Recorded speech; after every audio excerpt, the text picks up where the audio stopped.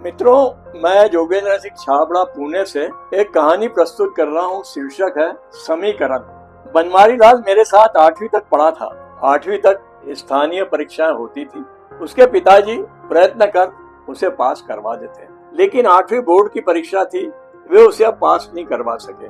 वे अपने इस 8वीं फेल लड़के को स्कूल से नाम कटवा कर अपने साथ ले गए और अपनी परचूनी की दुकान पर बिठा दिया। मैंने बीए किया तथा मेरी नियुक्ति डाक विभाग में क्लर्क के पद पर हो गई। 20 वर्षों तक मैंने कई कस्बों की शहरों की खाक छानी। उसके बाद मेरा स्थानांतर अपने ही कस्बे में पोस्ट मास्टर के पद पर हो गया। बनवारी लाल को मेरे कस्बे में आने की सूचना प्राप्त हो गई थी।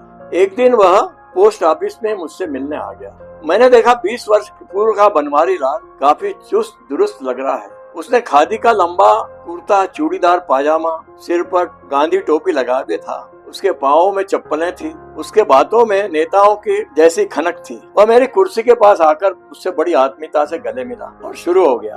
क्या बताऊं यार, मुझे तो आजकल सांस लेने की फुर्सत नहीं मिलती।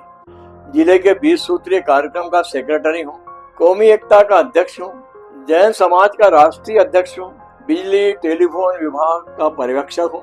सारा दिन लोगों का आना जाना लगा रहता है।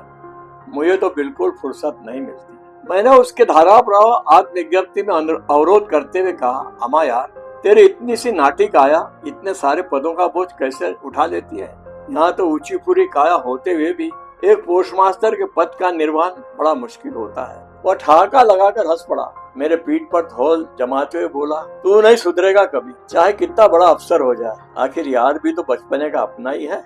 मैंने उसे समझाया, तुझे इतने सारे पचड़ों में पड़ने की क्यों सूझी, क्यों अपने सुख की काया को व्यर्थ में इसमें गला रहा है। वह रहस्यात्मक ढंग से मुस्कुराया, बोला, आखिर तू डाकघर का ईमानदार पोस्ट मास्टर ही निकला। अरे भोंदू, इतनी सी बात नहीं जानता, हम ठहरे व्यापारी।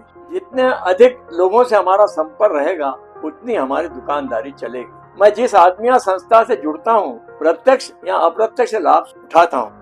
मेरी जिज्ञासा और बढ़ी। मैंने पूछा, वो कैसे? अरे भोंदू, तू मेंढक की तरह डाकघर के कुएं में छलांग लगा रहा है। तुझे दूसरे विभागों की जानकारी नहीं है। आज बैंक से कर्ज लेना हो, बिजली पानी का कनेक्शन लेना हो, नगर पालिका से मकान दुकान का नक्शा पास करवाना हो, जमीन जायदाद की रजिस्ट्री करवाना हो, तो यह बंदा काम आता है। मैंने आश्चर्य से पूछा, वो कैसे? क्या तू इन विभागों का कर्मचारी है? उसने सिर पर हाथ मारा। हे राम, यह इतना भी नहीं जानता। आजकल कर्मचारी बड़े चतुर हो गए हैं। वे उपभोक्ताओं से सीधे पैसे नहीं खाते, वे किसी मध्यस्थ के मार्फत से पैसे खाते हैं। और यह पुनीत काम मैं करता हूँ। मेरा मन उसकी बातों से उसके प्रति घृणा से भर गया। मुंह का स्वाद कुनैन की गोली खाने के बाद सा कड़वा हो गया। मैंने उसे घृणा से कहा, सीधे से कहा ना, तू दलाल हो गया, रिश्वतखोरों का दलाल। उसने कहा, श सभ्य समाज में ऐसा नहीं कहते। मैं समाज सेवक हूँ, समाज सेवा करता हूँ, उसके बदले में पैसे लेता हूँ।